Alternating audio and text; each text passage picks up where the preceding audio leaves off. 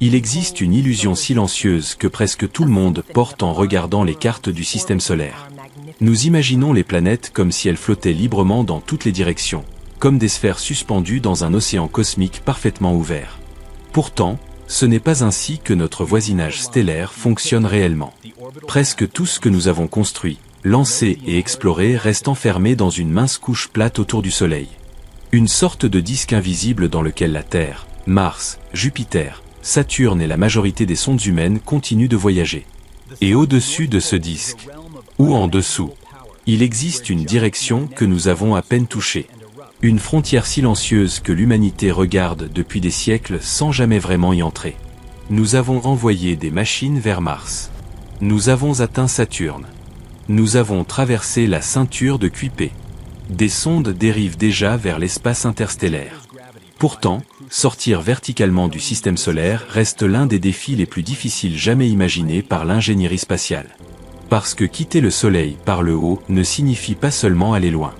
Cela signifie lutter contre le mouvement même de la Terre. À chaque seconde, notre planète tourne autour du Soleil à une vitesse vertigineuse. Et chaque fusée que nous lançons hérite immédiatement de cette vitesse latérale. Même lorsqu'une sonde semble partir vers l'espace, elle continue en réalité à tourner autour du Soleil avec nous. Nous ne voyageons pas simplement dans l'espace. Nous tombons continuellement autour d'une étoile. Et pour grimper au-dessus du Soleil, il faut d'abord briser cette danse gigantesque. C'est ce qui transforme cette direction en territoire presque inaccessible. Pendant des décennies, les pôles du Soleil sont restés parmi les régions les plus mystérieuses de notre étoile. Nous avons observé ces éruptions, ces taches, ces tempêtes magnétiques, mais presque toujours depuis le côté. Comme si l'humanité passait sa vie entière à observer un monde sans jamais voir son sommet. Même aujourd'hui, nous savons encore étonnamment peu de choses sur ce qui se passe directement au-dessus et en dessous du Soleil. Et ce manque de connaissances pourrait cacher des réponses essentielles sur le vent solaire, le champ magnétique solaire, la forme réelle de l'héliosphère et même la manière dont notre étoile influence tout le système solaire. Car le Soleil ne se contente pas d'éclairer les planètes. Il crée une immense bulle cosmique. Une frontière magnétique gigantesque qui entoure notre système tout entier et nous protège partiellement des rayons cosmiques venus de la galaxie. Mais voici le problème. Nous ignorons encore sa véritable forme. Pendant longtemps, les scientifiques imaginaient cette bulle comme une comète géante, étirée derrière le Soleil par son mouvement à travers l'espace interstellaire. Puis d'autres modèles sont apparus. Certains chercheurs pensent aujourd'hui que notre héliosphère pourrait ressembler à une étrange structure compacte, presque comme un croissant dégonflé flottant dans le vide galactique.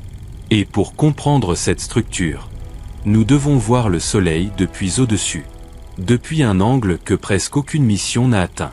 La mission Ulysse fut l'une des premières à tenter cette aventure. Mais même elle n'a pas grimpé directement au-dessus du Soleil. Au lieu de cela, la sonde utilisa Jupiter comme immense catapulte gravitationnelle afin de changer son inclinaison orbitale. Une manœuvre incroyablement élégante, mais aussi révélatrice d'une vérité brutale. Le système solaire résiste naturellement aux mouvements verticaux. Tout pousse les objets à rester dans le plan orbital, comme des feuilles coincées dans un immense courant cosmique. Puis 20 solars orbitaient. Et avec elles, les premières véritables images du pôle sud solaire commencèrent enfin à apparaître. Des vues étranges, inhabituelles. Une perspective que presque aucun être humain n'avait jamais observée auparavant.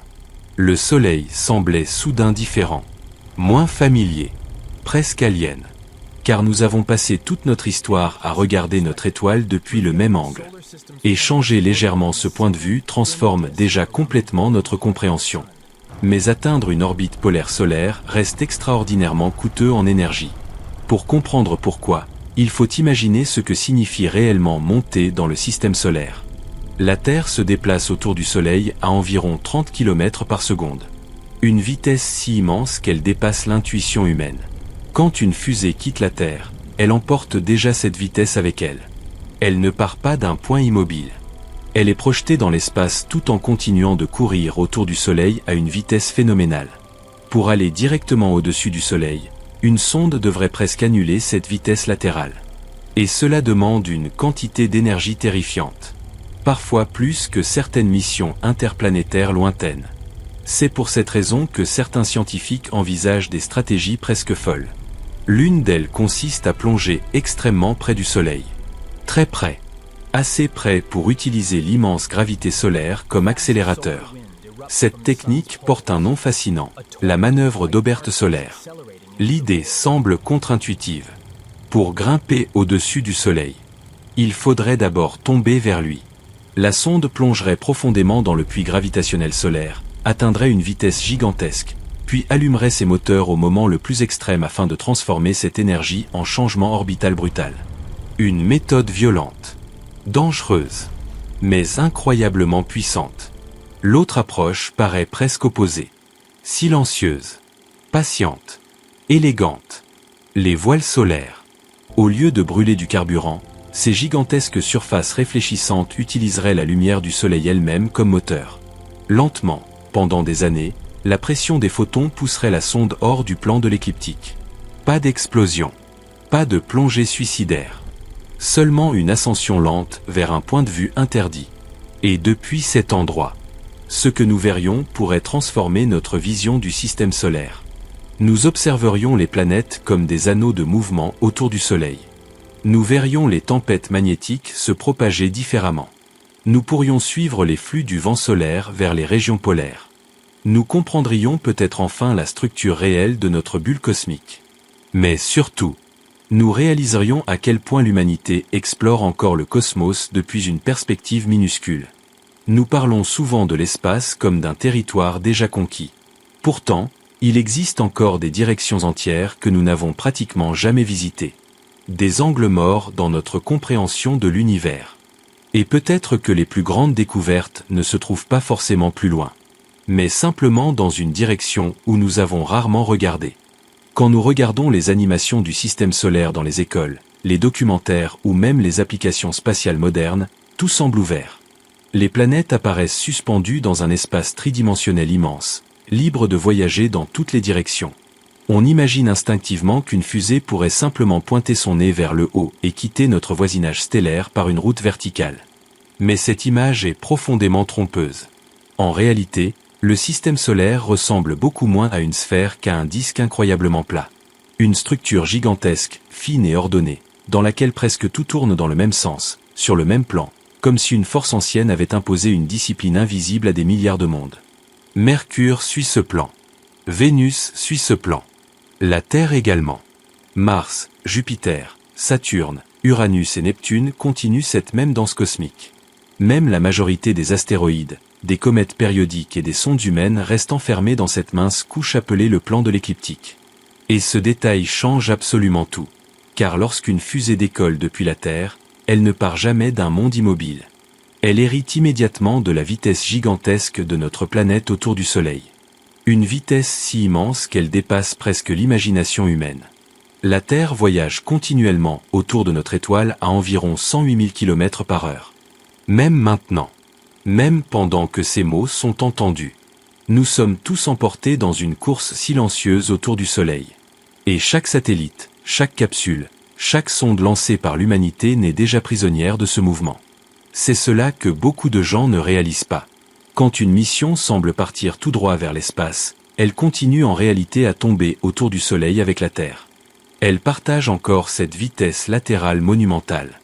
Imaginez une pierre attachée à une corde invisible.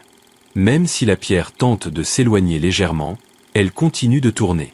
Le système solaire fonctionne presque de cette manière. Et c'est précisément ce qui rend les voyages verticaux si difficiles. Pour quitter le plan orbital, il ne suffit pas d'accélérer. Il faut annuler une partie énorme de cette vitesse latérale. Autrement dit, une sonde doit lutter contre l'élan naturel hérité de la Terre elle-même. C'est un combat énergétique colossal. Bien plus difficile que ce que l'intuition suggère. Aller vers Mars peut sembler impressionnant. Aller vers Jupiter paraît monumental. Mais grimper directement au-dessus du Soleil demande parfois une quantité d'énergie comparable, voire supérieure à certaines missions vers les frontières lointaines du système solaire. Et cela crée une réalité étrange. L'humanité a davantage exploré la profondeur horizontale du système solaire que sa hauteur. Nous avons avancé loin devant nous, mais presque jamais au-dessus de nous. C'est comme une civilisation maritime qui aurait traversé les océans sans jamais apprendre à grimper une montagne. Pendant des décennies, Cette difficulté technique a limité notre perspective du Soleil. Toutes nos observations provenaient presque du même angle.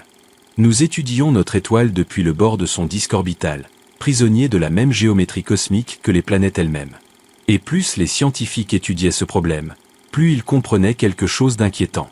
Nous connaissons peut-être moins bien les régions polaires du Soleil que certaines surfaces de Mars. Car observer les pôles solaires depuis l'écliptique revient à essayer d'étudier les pôles de la Terre en restant constamment au-dessus de l'équateur. Une immense partie de la réalité reste cachée. Pendant longtemps, les champs magnétiques polaires du Soleil furent presque impossibles à cartographier correctement. Les modèles existaient. Les simulations existaient. Mais les observations directes restaient limitées. Et cela posait un problème majeur. Le Soleil n'est pas simplement une boule de feu stable. C'est une machine magnétique chaotique. Une étoile vivante. Ces lignes magnétiques se tordent, se cassent, explosent et se reconnectent dans des tempêtes capables d'affecter tout le système solaire. Les éjections de masse coronale. Les vents solaires. Les tempêtes de particules. Tout cela naît d'une dynamique que nous ne comprenons pas encore totalement. Et une partie de cette ignorance provient du fait que nous observons presque toujours le Soleil depuis le mauvais angle. Alors les ingénieurs commencèrent à envisager des missions différentes. Non pas des voyages plus lointains, mais des voyages inclinés. Des trajectoires capables de quitter cette autoroute cosmique dans laquelle tournent les planètes. Le problème, c'est que l'espace récompense les mouvements naturels et punit brutalement les changements de direction. Changer légèrement d'inclinaison orbitale près de la Terre coûte déjà énormément d'énergie. Changer cette inclinaison autour du Soleil devient terrifiant. C'est un peu comme essayer de sauter hors d'un manège tournant à pleine vitesse tout en conservant le contrôle. La physique résiste. Le mouvement refuse d'être interrompu. Et pourtant, malgré ces obstacles, certaines missions ont osé tenter l'impossible. Parce que comprendre ce qui existe au-dessus et en dessous du Soleil pourrait transformer notre compréhension entière du système solaire.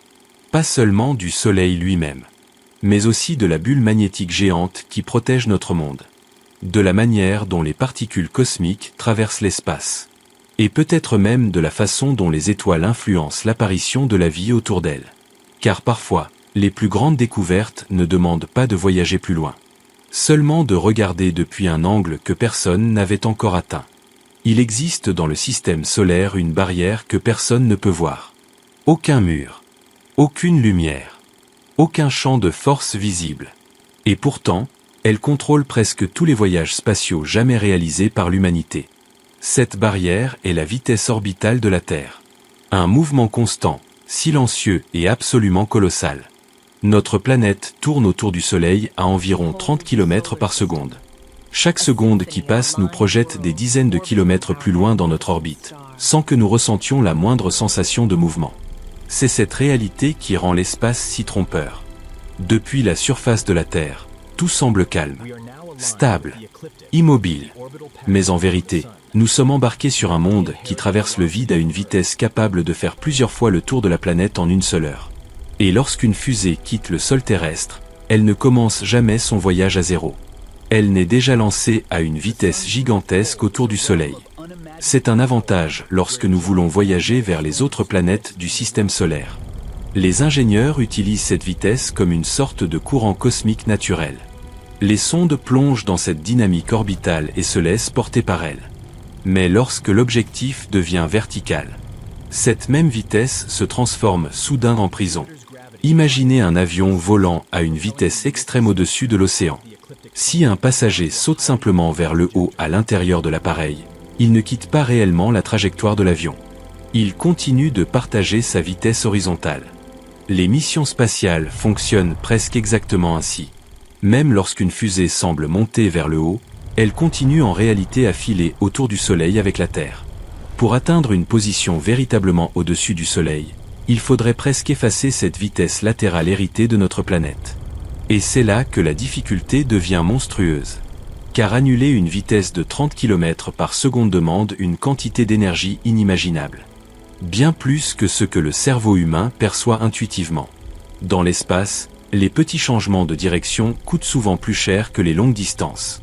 C'est l'un des paradoxes les plus fascinants de la mécanique orbitale. Voyager loin n'est pas toujours le plus difficile. Parfois, Le véritable cauchemar consiste simplement à changer d'angle. Les ingénieurs spatiaux le savent depuis longtemps. Chaque degré d'inclinaison supplémentaire devient une dépense énergétique brutale. Plus une mission tente de s'éloigner du plan de l'écliptique, plus les besoins en carburant explosent. C'est précisément pourquoi presque toutes les grandes missions spatiales restent proches du disque solaire. Non parce que les scientifiques manquent de curiosité, mais parce que la physique impose un prix terrible à ceux qui veulent sortir du plan orbital. Même les trajectoires vers Pluton ou Neptune paraissent parfois plus naturelles pour une sonde que certaines trajectoires polaires autour du Soleil. Cette réalité surprend énormément de gens, car instinctivement, nous imaginons le système solaire comme un espace ouvert dans toutes les directions. Pourtant, du point de vue énergétique, certaines directions ressemblent à des montagnes presque infranchissables. Et au fil du temps, cette difficulté a créé une conséquence inattendue. Nous avons développé une compréhension du cosmos fortement influencée par notre angle de vue limité. Nous observons le Soleil depuis le côté. Nous observons les planètes depuis le même plan. Nous regardons les tempêtes solaires comme des spectateurs coincés au bord d'un immense disque lumineux. Mais nous ignorons encore beaucoup de choses sur ce qui se passe au-dessus de cette structure. Les régions polaires du Soleil pourraient contenir des indices fondamentaux sur le comportement du champ magnétique solaire. Elles pourraient expliquer certains cycles d'activité encore mal compris. Elles pourraient même révéler des détails sur la manière dont le vent solaire s'échappe dans l'espace interstellaire. Et pourtant, atteindre ces régions reste extraordinairement difficile. Au point que certaines missions doivent employer des stratégies presque absurdes pour contourner le problème. Au lieu de grimper directement vers les pôles du Soleil, certaines sondes utilisent les planètes géantes comme levier gravitationnel. Elles se laissent attirer par Jupiter ou Vénus afin de modifier lentement leur inclinaison orbitale sans dépenser une quantité impossible de carburant. C'est une danse cosmique d'une précision incroyable. Chaque planète devient un outil. Chaque passage gravitationnel ressemble à une fronde géante lancée à travers le vide. Mais même avec ces techniques, les résultats restent limités. Car le mur invisible des 30 km par seconde continue de dominer toute tentative de fuite verticale. Et plus les scientifiques étudient cette contrainte, plus ils comprennent une vérité fascinante. Notre civilisation spatiale est encore profondément jeune. Nous parlons souvent comme si l'humanité maîtrisait déjà le système solaire. Pourtant, nous avons à peine commencé à explorer certaines directions fondamentales. Il existe encore des angles entiers du cosmos que nous connaissons moins bien que certaines régions de la surface martienne. Et cela révèle quelque chose d'humiliant. L'espace n'est pas simplement immense. Il est géométriquement cruel. Certaines routes semblent ouvertes, mais restent pratiquement interdites par les lois du mouvement. Et au-dessus du Soleil, il existe justement l'une de ces routes. Il est étrange de penser que l'objet le plus important de notre système solaire reste, sous certains aspects, profondément inconnu. Le Soleil éclaire notre monde depuis des milliards d'années.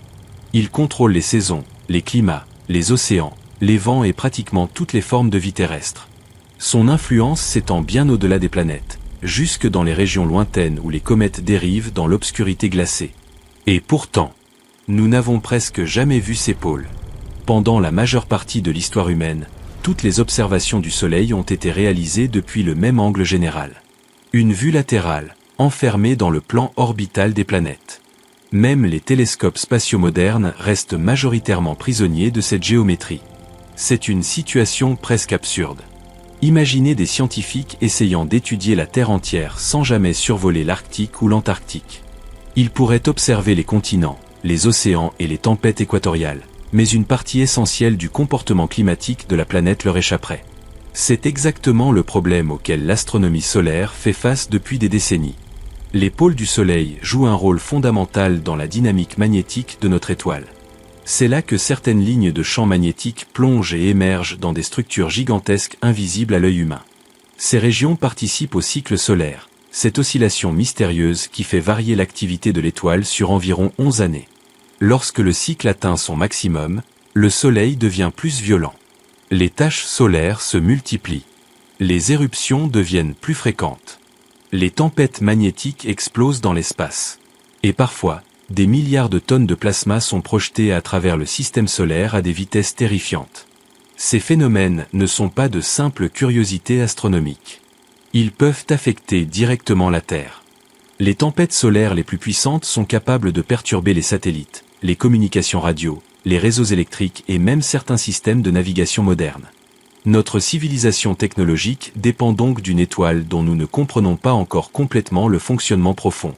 Et une partie de cette ignorance se cache précisément dans les régions polaires. Pendant longtemps, les scientifiques soupçonnaient que les pôles du Soleil détenaient des indices majeurs sur l'origine du vent solaire rapide. Ce flux continu de particules chargées s'échappe du Soleil dans toutes les directions et remplit progressivement l'espace interplanétaire. Mais sans observation directe, beaucoup de théories restaient incomplètes. Puis vint une mission différente. Une mission qui accepta enfin de quitter la route habituelle. Ulysse.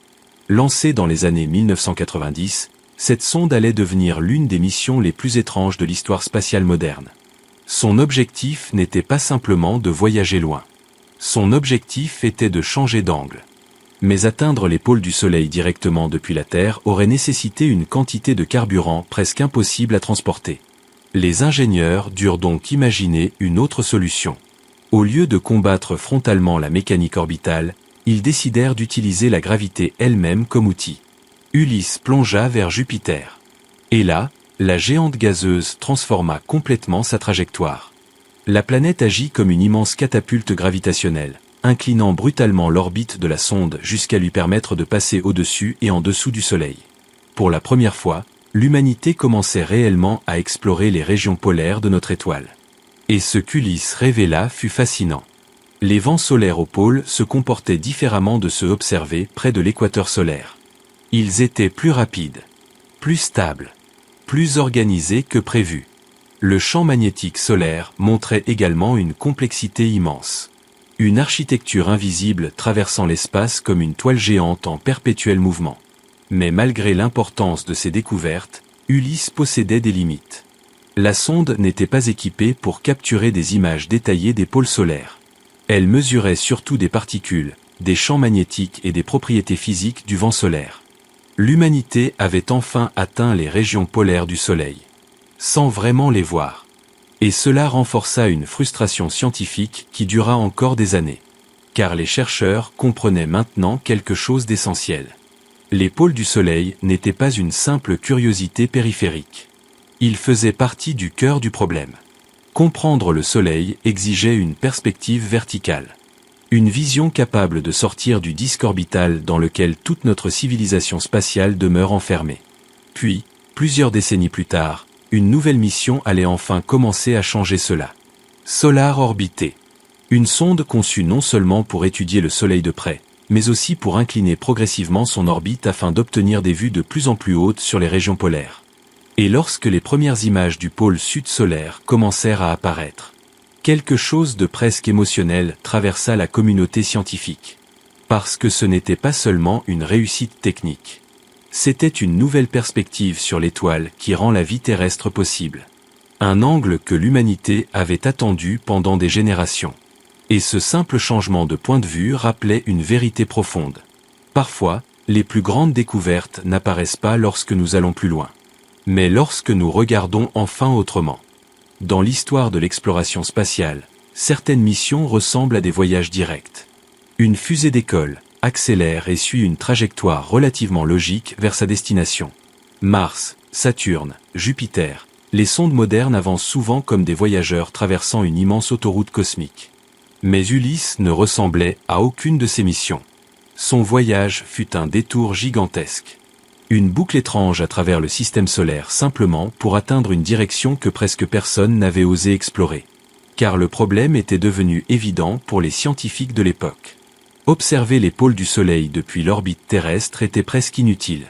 Depuis notre position naturelle, les régions polaires restaient écrasées visuellement, déformées par l'angle d'observation. Une partie immense de l'activité solaire demeurait cachée derrière cette limitation géométrique. Il fallait donc quitter le plan de l'écliptique. Mais faire cela directement depuis la Terre aurait exigé une quantité de carburant absurde. Les ingénieurs comprirent rapidement qu'aucune fusée classique ne pouvait facilement fournir un changement d'inclinaison aussi extrême autour du Soleil. Alors ils décidèrent de tricher avec la gravité. Et cette décision donna naissance à l'une des trajectoires les plus élégantes jamais imaginées. Au lieu de grimper immédiatement vers les pôles solaires, Ulysse partit d'abord vers Jupiter. À première vue, cela semblait totalement illogique. Pourquoi voyager jusqu'à la plus grande planète du système solaire pour ensuite revenir vers le Soleil? Mais dans l'espace, la distance n'est pas toujours le problème principal. Le véritable enjeu est souvent l'énergie orbitale. Jupiter possède une gravité monstrueuse. Une force si puissante qu'elle agit comme une machine capable de remodeler les trajectoires spatiales. Lorsqu'une sonde traverse correctement son champ gravitationnel, elle peut être accélérée, ralentie ou déviée de manière spectaculaire sans brûler davantage de carburant. C'est exactement ce qu'Ulysse allait exploiter. Après son lancement, la sonde voyagea pendant des mois à travers le système solaire externe. Puis elle plongea dans le domaine gravitationnel de Jupiter. Et là, tout changea. La géante gazeuse attrapa littéralement la trajectoire d'Ulysse et la projeta hors du plan orbital habituel des planètes. Comme une pierre frappée par une fronde cosmique. Soudain, la sonde ne tournait plus autour du Soleil comme la majorité des objets du système solaire. Elle montait, au-dessus du disque, vers les régions interdites. Cette manœuvre fut un exploit de précision extraordinaire. Une erreur minuscule dans la trajectoire aurait pu ruiner entièrement la mission. Dans l'espace, les distances sont tellement vastes que quelques secondes de décalage peuvent devenir des milliers de kilomètres d'erreur. Mais la manœuvre réussit. Et pour la première fois dans l'histoire humaine, une sonde entra véritablement dans une orbite polaire autour du Soleil. Ce moment fut discret. Pas d'explosion spectaculaire. Pas d'image hollywoodienne. Seulement une machine solitaire traversant silencieusement le vide au-dessus d'une étoile que l'humanité observait depuis toujours sans jamais vraiment voir ses pôles. Et plus Ulysse avançait, plus elle révélait un soleil différent.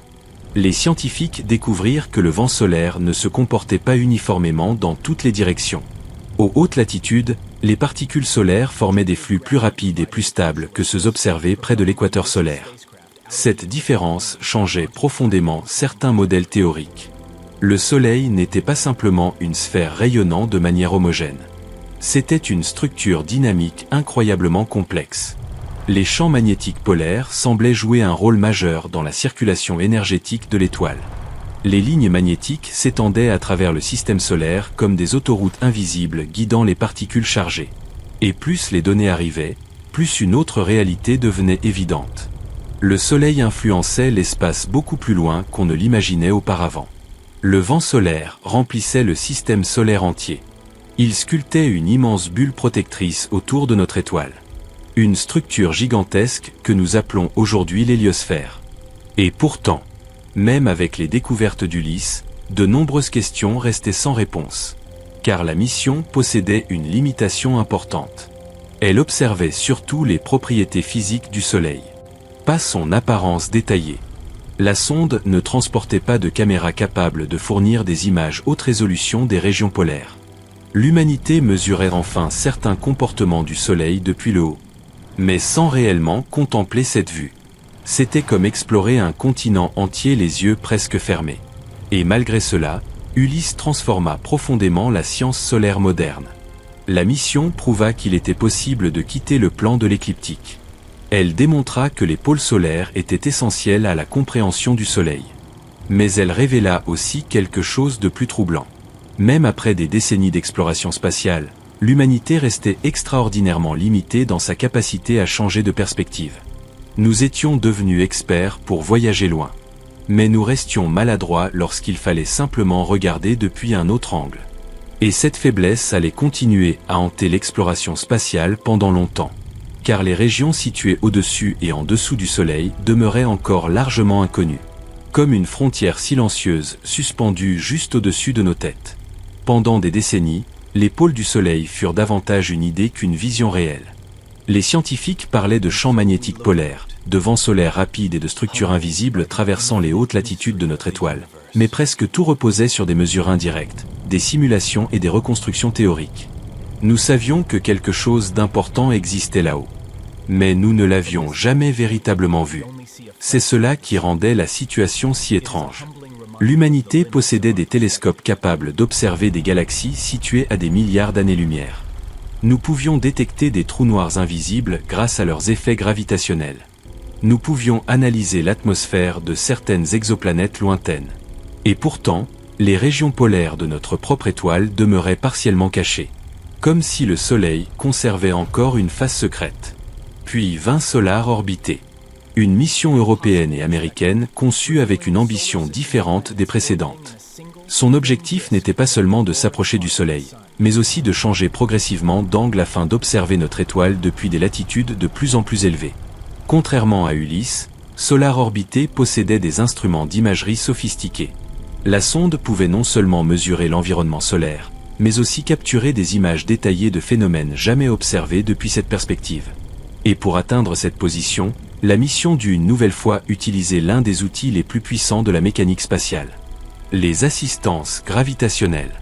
À plusieurs reprises, Solar Orbiter passa près de Vénus afin de modifier lentement son inclinaison orbitale. Chaque rencontre avec la planète agissait comme une correction subtile de trajectoire, poussant progressivement la sonde hors du plan de l'écliptique. C'était un travail de patience. Une ascension lente, presque imperceptible. Mais dans l'espace, les grands changements naissent souvent de petites corrections répétées pendant des années. Puis, finalement, les premières images commencèrent à arriver. Et elles provoquèrent une émotion particulière dans le monde scientifique. Car pour la première fois, l'humanité observait réellement le Soleil depuis une perspective qui s'éloignait du regard traditionnel. Le pôle sud solaire apparaissait différent. Moins symétrique que certains modèles le suggéraient. Plus chaotique. Plus vivant. Des structures magnétiques complexes semblaient s'étendre à travers la surface solaire comme des cicatrices lumineuses mouvantes. Les régions polaires révélaient une activité subtile mais essentielle dans la circulation du plasma et des champs magnétiques. Le Soleil cessait soudain d'être un disque familier. Il devenait un monde. Un objet tridimensionnel immense dont nous n'avions contemplé qu'une mince portion pendant presque toute l'histoire de l'astronomie moderne. Cette prise de conscience fut profondément importante. Car notre cerveau finit toujours par croire que l'angle habituel représente la totalité de la réalité. Lorsque nous observons constamment quelque chose depuis la même perspective, nous oublions qu'une immense partie de l'information peut rester cachée derrière notre point de vue limité. Solar Orbiter rappelait brutalement cette vérité. Le Soleil que nous pensions connaître était encore partiellement inconnu. Et les découvertes ne concernaient pas uniquement l'apparence des pôles. Les scientifiques commencèrent aussi à mieux comprendre certaines connexions entre les régions polaires et le comportement global du champ magnétique solaire. Des indices apparurent concernant les inversions magnétiques du Soleil, ce phénomène fascinant durant lequel les pôles magnétiques de notre étoile échangent progressivement leur position au cours du cycle solaire. C'est une réalité presque difficile à imaginer. Tous les 11 ans environ, le Soleil traverse une transformation magnétique gigantesque. Le nord devient le sud. Le sud devient le nord. Et pendant cette transition, l'activité solaire peut devenir particulièrement instable. Les tempêtes augmentent. Les champs magnétiques se réorganisent. L'espace proche de la Terre devient plus turbulent. Comprendre ce mécanisme est essentiel pour prévoir certaines perturbations spatiales capables d'affecter notre civilisation technologique. Et pourtant, pendant longtemps, les régions les plus impliquées dans cette dynamique restaient presque invisibles. Solar Orbiter commençait enfin à ouvrir cette porte. Mais plus les scientifiques observaient le Soleil depuis ces nouvelles perspectives, plus une autre question devenait inquiétante. Si notre compréhension du Soleil avait été limitée simplement à cause d'un angle de vue, alors combien d'autres erreurs pourraient exister dans notre compréhension du cosmos? Car l'histoire de la science montre souvent le même schéma. Nous croyons voir la réalité complète. Puis un nouveau point de vue apparaît. Et soudain, l'univers change. Les premières images des pôles solaires rappelaient exactement cela. L'exploration spatiale n'est pas seulement une conquête de distance. C'est une conquête de perspective. Et parfois, il suffit de regarder légèrement au-dessus de notre position habituelle pour découvrir que l'univers était différent depuis le début. Il existe une idée profondément troublante au cœur de l'astronomie moderne. Après des siècles d'observation du ciel, après des milliers de télescopes, après des décennies d'exploration spatiale, l'humanité ignore encore la véritable forme de la bulle cosmique dans laquelle elle vit. Cette bulle porte un nom. L'héliosphère. Une structure gigantesque créée par le Soleil lui-même. Car notre étoile ne produit pas uniquement de la lumière et de la chaleur. Elle éjecte continuellement un flot de particules chargées dans toutes les directions. Ce flux, appelé vent solaire, traverse le système solaire à des vitesses extraordinaires et finit par rencontrer le milieu interstellaire, cette matière extrêmement diffuse présente entre les étoiles. Là où ces deux mondes se rencontrent, quelque chose d'immense apparaît. Une frontière. Une coque invisible.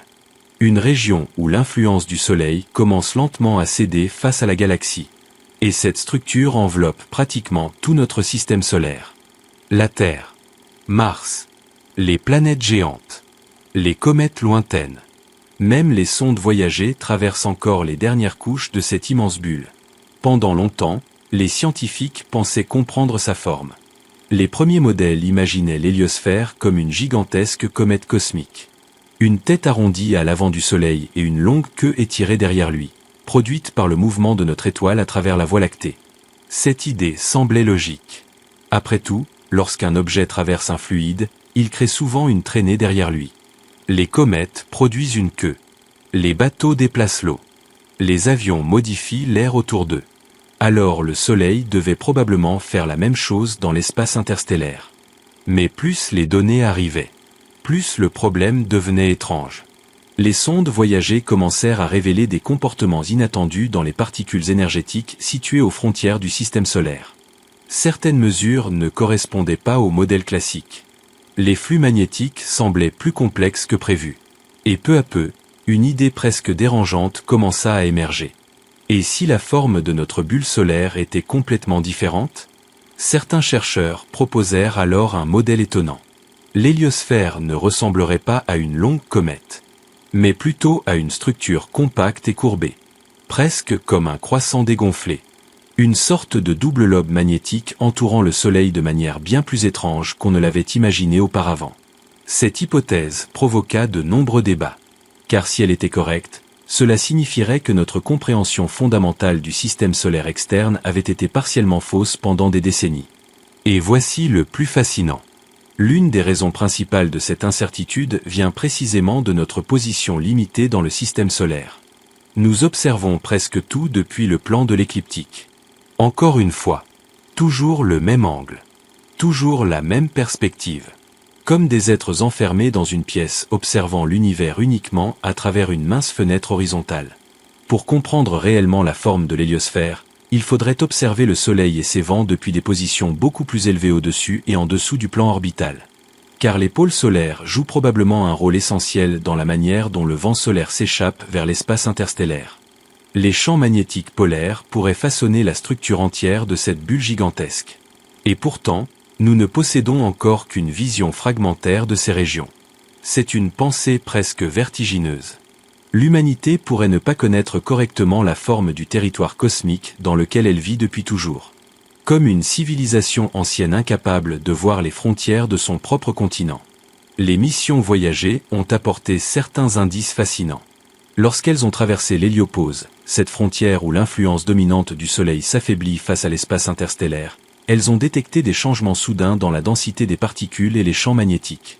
Mais même ces découvertes ont soulevé davantage de questions.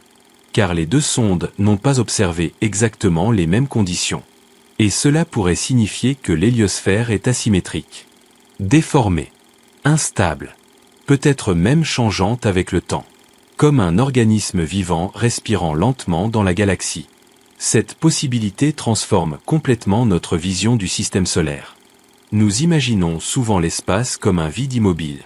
Mais en réalité, le Soleil voyage lui aussi autour du centre galactique.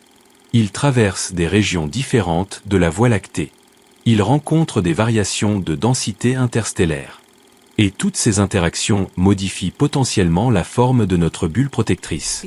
Car l'héliosphère agit comme un bouclier partiel contre certains rayonnements cosmiques extrêmement énergétiques venant de l'espace profond. Sans elle, les conditions autour des planètes pourraient être très différentes. Peut-être même plus hostiles à la vie. Cela signifie que comprendre la forme de cette structure ne relève pas simplement de la curiosité scientifique. C'est aussi une manière de comprendre comment notre étoile protège le monde qui nous a créés. Et pourtant, malgré toute notre technologie, malgré les satellites, les sondes et les observatoires modernes, nous restons encore incapables de dessiner avec certitude la véritable silhouette du royaume solaire. Parce qu'il existe certaines vérités impossibles à comprendre tant que nous continuons à observer depuis le même angle. Et c'est précisément pour cela que les régions situées au-dessus et en dessous du Soleil deviennent si importantes. Car peut-être que la forme réelle de notre système solaire attend simplement d'être vue depuis un endroit où l'humanité n'est presque jamais allée. Il existe dans l'exploration spatiale une idée si contre-intuitive qu'elle ressemble presque à un paradoxe. Pour atteindre certaines des régions les plus difficiles du système solaire, il faut parfois plonger vers le danger au lieu de s'en éloigner. Et aucune idée ne représente mieux cela que les projets imaginés pour grimper au-dessus du Soleil. Car après des décennies d'études, les ingénieurs ont compris une vérité brutale. Les méthodes classiques ne suffisent presque plus. Les fusées chimiques traditionnelles peuvent envoyer des sondes vers Mars, Jupiter ou même les frontières glacées du système solaire externe. Mais lorsqu'il s'agit de quitter radicalement le plan de l'écliptique, les besoins énergétiques deviennent presque absurdes. Alors, certaines équipes commencèrent à envisager des stratégies extrêmes. Des trajectoires qui paraissaient presque suicidaires. L'une d'elles porte un nom fascinant. La manœuvre d'Oberth solaire. Le principe semble simple lorsqu'on l'explique lentement. Mais ses conséquences sont vertigineuses.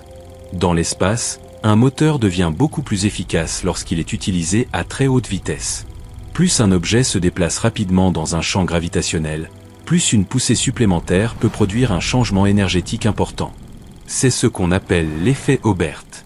Et le Soleil possède le puits gravitationnel le plus gigantesque du système solaire. Alors certains scientifiques ont imaginé quelque chose de presque fou. Au lieu d'essayer de grimper directement au-dessus du Soleil depuis la Terre, une sonde pourrait d'abord plonger extrêmement près de notre étoile. Très près. Assez près pour atteindre des vitesses monstrueuses. Puis, au moment le plus critique, elle allumerait ses moteurs afin de transformer cette chute gravitationnelle en une déviation orbitale spectaculaire vers les régions polaires. Autrement dit, pour monter, il faudrait d'abord tomber. Mais cette stratégie possède un prix terrifiant. La chaleur. À mesure qu'une sonde s'approche du Soleil, les conditions deviennent infernales. Le rayonnement solaire augmente brutalement. Les températures dépassent tout ce que les matériaux classiques peuvent supporter. Les particules énergétiques bombardent continuellement les instruments. Même aujourd'hui, les missions capables de s'approcher du Soleil utilisent des protections thermiques parmi les technologies les plus avancées jamais construites. La sonde Parker Solar Probe, par exemple, doit survivre à des températures capables de faire fondre la plupart des métaux terrestres. Et pourtant, une mission Oberth devrait parfois plonger encore plus profondément dans ce royaume incandescent. L'idée donne presque le vertige. Une machine humaine tombant volontairement vers une étoile afin d'utiliser sa gravité comme moteur géant. Comme si le Soleil devenait simultanément le danger et la solution. Mais ce n'est pas la seule approche envisagée. À l'opposé de cette méthode violente existe une autre vision beaucoup plus silencieuse. Les voiles solaires. Une technologie qui semble appartenir à la science-fiction ancienne, mais qui repose pourtant sur une physique bien réelle. La lumière possède une pression extrêmement faible, presque imperceptible dans la vie quotidienne.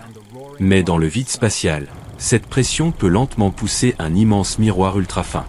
Et avec suffisamment de temps, une voile solaire pourrait progressivement modifier son inclinaison orbitale sans transporter d'énormes réserves de carburant. Cette méthode ne repose pas sur la violence gravitationnelle. Elle repose sur la patience. Une ascension lente, continue, presque méditative. Pendant des années, la lumière du Soleil pousserait doucement la sonde hors du plan orbital, centimètre après centimètre, degré après degré.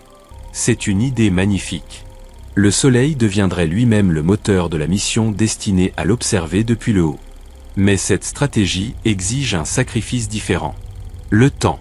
Les missions à voile solaire pourraient nécessiter des années, voire des décennies, avant d'atteindre les angles souhaités.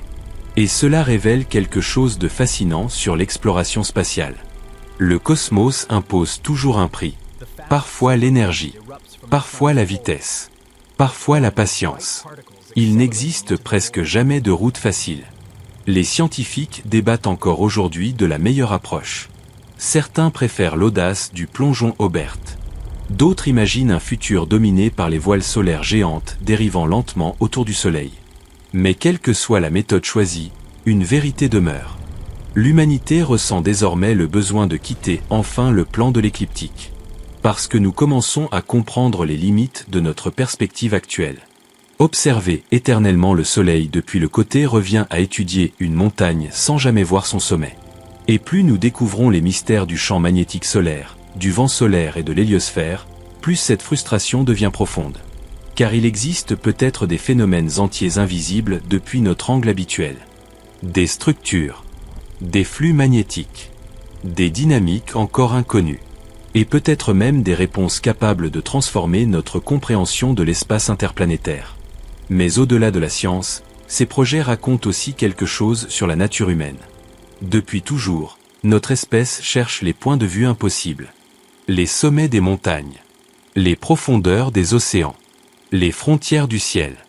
Et maintenant, les régions situées au-dessus du Soleil. Comme si l'univers nous rappelait constamment qu'il existe encore des perspectives que nous n'avons pas méritées. Pas encore. Mais un jour, peut-être, une sonde humaine regardera enfin le système solaire depuis très haut au-dessus de notre étoile. Et à cet instant précis, le Soleil que nous pensions connaître depuis toujours apparaîtra soudain totalement différent.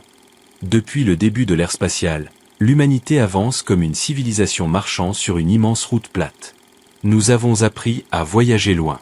Très loin. Nous avons traversé les orbites des planètes géantes. Nous avons atteint les mondes glacés, au-delà de Neptune. Des machines humaines dérivent maintenant vers les frontières de l'espace interstellaire, transportant avec elles les traces silencieuses de notre existence. Et pourtant, pendant tout ce temps, nous avons presque ignoré une direction entière. Le haut, le bas, les régions situées au-dessus et en dessous du Soleil. Comme si notre civilisation spatiale avait grandi enfermée dans un immense disque invisible sans vraiment réaliser qu'il existait d'autres perspectives possibles. C'est peut-être cela le plus fascinant dans cette histoire. Le véritable obstacle n'a jamais été uniquement la distance, mais la géométrie, le mouvement, l'élan colossal que la Terre transmet à tout ce que nous lançons dans l'espace. Chaque fusée héritant de notre vitesse autour du Soleil. Chaque sonde prisonnière de cette danse orbitale gigantesque. Et pour échapper à ce plan, il faut lutter contre le mouvement même du monde qui nous a créés. Cette réalité transforme complètement notre manière de voir le système solaire. Nous imaginons souvent l'espace comme un vide ouvert dans toutes les directions, mais certaines routes restent extraordinairement difficiles à atteindre. Non parce qu'elles sont plus éloignées, mais parce qu'elles exigent de briser l'équilibre naturel imposé par la mécanique céleste. Et malgré toutes nos avancées technologiques, malgré les satellites, les télescopes et les missions interplanétaires, les pôles du Soleil demeurent encore l'une des régions les moins explorées de notre voisinage cosmique. Cela paraît presque impossible à croire. Nous connaissons mieux certaines surfaces de Mars que certaines parties de notre propre étoile. Mais peut-être que cette ignorance contient aussi quelque chose de magnifique. Elle nous rappelle que l'univers reste immense, inachevé, mystérieux, même après des siècles de science. Les missions comme Ulysse et Solar Orbiter ont commencé à ouvrir cette porte. Elles nous ont montré que le Soleil vu depuis le haut semble différent, plus complexe, plus vivant. Elles ont révélé que les régions polaires jouent probablement un rôle fondamental dans les vents solaires, les champs magnétiques et peut-être même dans la forme gigantesque de l'héliosphère qui entoure notre système tout entier. Mais ce n'est probablement que le commencement. Car un jour, des sondes encore plus audacieuses quitteront véritablement le plan de l'écliptique. Certaines plongeront peut-être vers le Soleil dans des manœuvres d'Aubert presque suicidaires. D'autres dériveront lentement grâce à d'immenses voiles poussées par la lumière solaire. Et lorsque ces missions atteindront enfin les hautes latitudes solaires, l'humanité découvrira peut-être un système solaire qu'elle n'avait jamais réellement vu auparavant. Une nouvelle perspective. Une nouvelle géométrie du cosmos. Peut-être même une nouvelle compréhension de notre place dans cette immense structure galactique. Car il existe une vérité étrange dans toute l'histoire de la science. Les plus grandes révolutions commencent souvent par un changement de point de vue. Nous pensions autrefois que la Terre était le centre de l'univers. Puis notre perspective changea. Nous pensions que les galaxies étaient rares. Puis nos télescopes révélèrent des milliards d'entre elles. Nous pensions comprendre le Soleil. Puis nous avons commencé à le regarder depuis un autre angle. Et soudain, de nouvelles questions sont apparues. C'est peut-être cela, finalement, le véritable sens de l'exploration spatiale.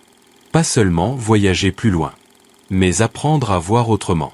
Car l'univers ne cache pas toujours ses mystères dans des endroits impossibles à atteindre. Parfois, Ils attendent simplement dans une direction que personne ne regarde vraiment. Et quelque part, très loin au-dessus du Soleil, il existe peut-être encore une perspective capable de transformer complètement notre compréhension du système solaire. Une vue silencieuse. Impossible. Magnifique. Que l'humanité n'a presque jamais contemplé. Et vous, si vous aviez le choix, préféreriez-vous la patience infinie d'une voile solaire dérivant lentement au-dessus de notre étoile, ou le plongeon terrifiant d'une sonde tombant vers le Soleil avant de s'élever vers l'inconnu? Dites-le dans les commentaires. Et si ce voyage à travers les frontières invisibles du système solaire vous a fasciné, abonnez-vous à la chaîne pour continuer à explorer avec nous les mystères les plus profonds du cosmos. Parce que l'univers est bien plus étrange que la direction dans laquelle nous avons l'habitude de regarder.